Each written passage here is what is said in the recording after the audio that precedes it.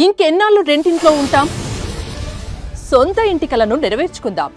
Suman TV biggest property expo October 18th, 19th HSCC Novotel Hyderabad. ఇప్పుడే free entry కోసం call చేయండి. ఇంద్రకీలాద్రి భక్తజన సంద్రమైంది. ఎక్కడ చూసినా ఇంద్రకీలాద్రి మొత్తం కూడా భక్తులతో నిండిపోయింది. ఈరోజు అమ్మవారి జన్మ నక్షత్రమైన మూల నక్షత్రం. అమ్మవారి ఈరోజు సరస్వతీదేవి అలంకారంలో భక్తులకి దర్శనమిస్తారు. ప్రతి ఏడాది కూడా మూల నక్షత్రం చాలా కీలకమైనది.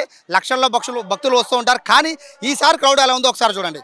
మొత్తం అంతా కూడా సమయం ఇప్పుడు దాదాపుగా 10 దాటుతోంది. తెల్లవారుజామున 1:30కి భక్తులకి దర్శనానికి అనుమతి ఇచ్చారు అధికారులు. సాధారణంగా ఈ దసరా 11 రోజులు కూడా ఏదైతే తెల్లవారుజామున 3:30 to 4 మధ్యలో దర్శనానికి అనుమతిస్తుంటే ఈరోజు మూల నక్షత్రం సందర్భంగా 1:30కే భక్తులకి దర్శనానికి అనుమతి ఇచ్చారు. బట్ ఉదయం ఏ విధంగా క్రౌడ్ ఉందో అదే విధమైన భక్తులు అదే విధంగా ఫ్లో ఇంకా కొనసాగుతూనే ఉంది. ఇప్పుడు సమయం 10 గంటలు అవుతున్నా కూడా అంతేమంది భక్తులు ఉన్నారు. ఇంకా అదే క్యూ లైన్లో అంతేమంది భక్తులు ఇక్కడ పడిగాపులుగా వస్తున్న పరిస్థితి కనబడుతుంది. మరోవైపు కంపార్ట్మెంట్లను ఏర్పాటు చేశారు. ఎక్కడికక్కడ ఇటు ఏదైతే మనకి సిటీలో నుంచి వచ్చే భక్తులందరికీ కూడా ఈ పాయింట్ ఇక్కడ మనం చూస్తున్న ఏదైతే మనకి హైవే కనబడుతుందో హైవే పక్కన ఫ్లైఓవర్ కనబడుతుందో దుర్గోడు ఫ్లైఓవర్ అక్కడి నుంచి 2 లైన్లని 2 కంపార్ట్మెంట్ల పక్కన హోల్డింగ్ పాయింట్ లాగా ఏర్పాటు చేశారు కంపార్ట్మెంట్లోకి రావడానికి. ఇక్కడ నుంచి మరోవైపు ఈ హోల్డింగ్ పాయింట్లన్నీ కూడా కంటిన్యూగా వెళ్ళి ఏదైతే కంపార్ట్మెంట్లో కలుస్తున్నాయో కంపార్ట్మెంట్లోకి వెళ్ళేది ఒక పాయింట్ అయితే, రెండోది 1 టౌన్ నుంచి వచ్చే మరొక పాయింట్. ఆ 1 టౌన్ పాయింట్ దగ్గర నుంచి వచ్చే వాళ్ళందరినీ కూడా అక్కడక్కడ హోల్డింగ్లు దాదాపు 4-5 హోల్డింగ్లు చేసి వాళ్ళందరినీ కూడా విఎంసీ బిల్డింగ్లో నుంచి తిప్పుకుంటూ కంపార్ట్మెంట్లో పంపిస్తున్నారు. దాదాపుగా 20 కంపార్ట్మెంట్లో భక్తులంతా కూడా పూర్తిగా నిండిపోయిన పరిస్థితి. కంపార్ట్మెంట్లో భక్తులు అనడమే కాదు, కంపార్ట్మెంట్లో లోపల ఎంతమంది భక్తులు ఉన్నారో అంతేమంది భక్తులు, దానికి డబల్ భక్తులు బయట వెయిట్ చేస్తూ ఉన్నారు అమ్మవారి దర్శనం కోసం. కొంతమంది తెల్లవారుజామున 1:30కి వచ్చిన వాళ్ళు ఇంతవరకు కూడా ఇంకా ఆ పైకి రీచ్ అవ్వని పరిస్థితి. అంత క్రౌడ్ ఉందంటే పరిస్థితి ఏదో ఉందో అర్థం చేసుకోవచ్చు. మొత్తం కూడా ఈరోజు అన్ని క్యూ లైన్లు కూడా పూర్తిగా ఉచితమే.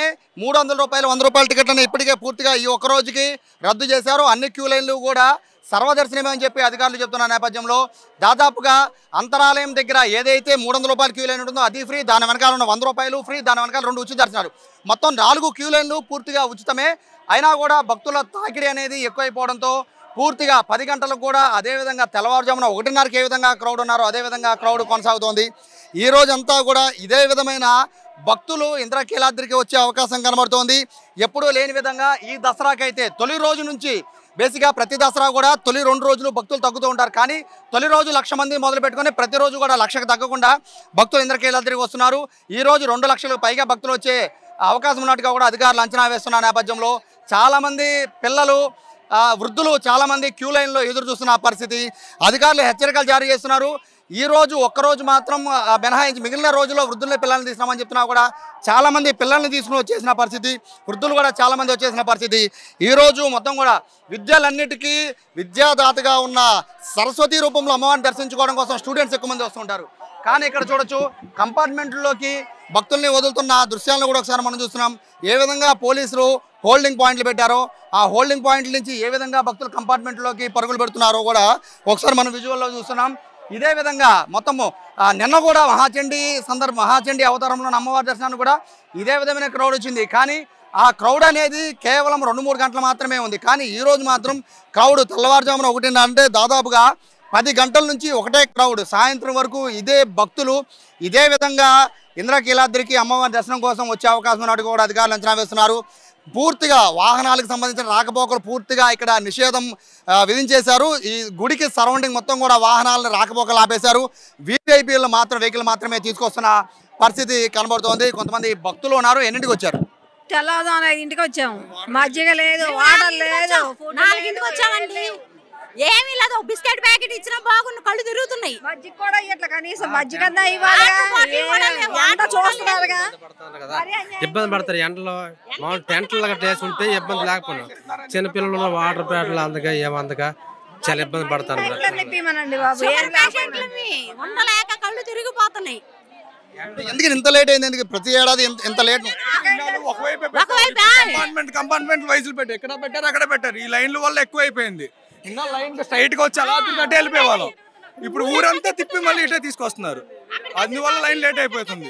గత ఏడాదితో పోలిస్తే ఈ ఏడాది భక్తులు కూడా డబుల్ అయ్యారు, పెరిగారు. అప్పుడు కంట్రోల్ చేసిన వాళ్ళు ఇప్పుడు కంట్రోల్ చేయలేరు అంటారా? అందులో వాటర్ ప్యాకెట్ కానీ సదుపాయం ముందు లేదు కదా. ముందు సదుపాయం ఏదో ఒకటి ఇచ్చినా బతులు ఆగుతారు. కూర్చోడానికి ఎండలో ఇండట్లో నుంచున్నా పెట్టే ఉంచుతున్నారు కానీ వాటర్ ప్యాకెట్లు కూడా లేదు.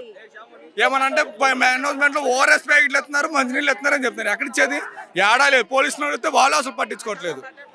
సో ప్రస్తుతానికి అయితే వాటర్ బాటిల్ అడుగుతున్నారు, తినడానికి ఏమన్నా వీళ్ళు కనీసం పాలైన అడుగుతున్న పరిస్థితి. పిల్లలతో వచ్చారు. మా ఎంతసేపు పడుతుంది దర్శనానికి? తెల్లగట్ల 5ంటికి వచ్చామండి, ఇంకా దర్శనానికి అందుకోలేదు. పిల్లలతో 5ంటికి వచ్చారు, ఇప్పుడు 10 అవుతుంది. 5 గంటలుగా ఇంకా మీరు ఇంకా కెనాల్ రోడ్లోకి అడుగు పెట్టాల, క్యూ లైన్లోకి అడుగు పెట్టాల. ఎందుకంటే ఇంత ఆలస్యం అనుకున్నారు? అదే ట్రాఫిక్ జనం మళ్ళీ నాల్చిపోయింది. పిల్లలకి ఏమన్నా పాలు కానీ ఏమన్నా? ఏమి లేదండి, వాటర్ మాటకి అదే అరేంజ్మెంట్. 5 గంటలు బట్టి మీరు ఇక్కడ ఇంకా కెనాల్ రోడ్ క్యూ లైన్లోకి వెళ్ళాలా? 5 గంటలు పట్టింది. మళ్ళీ క్యూ లైన్లోంచి దర్శనానికి వెళ్ళాలంటే ఈజీగా 2-3 గంటలు పట్టే అవకాశం ఉంది కదా. మరి ఫుడ్ పరిస్థితి ఏంటి మీకు? టిఫిన్స్ కూడా లేవు, మరేం తినలేము. వాటర్ బాటిల్ ఇస్తున్నారు కనీసం? ఎండలో 1 అవర్ లివెడుతున్నారు. ఎండలో ఎక్కడ కలదనిస్తలేరు. అసలు ఎండకు ఎంత చెప్పినా కానీ ఎవరు పట్టించుకుంటలేరు.